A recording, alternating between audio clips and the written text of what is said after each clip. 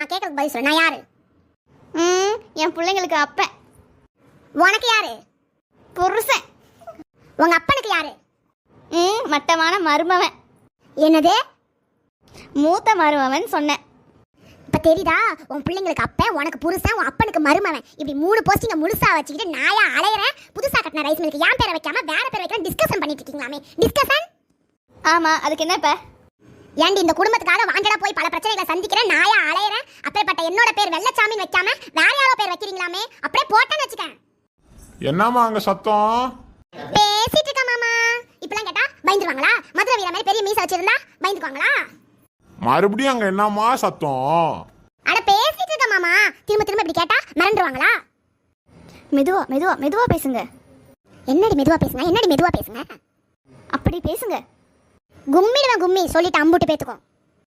எப்படி இப்ப பஞ்சாயத்துல உங்களை கும்பிடுறாங்க இல்லையா?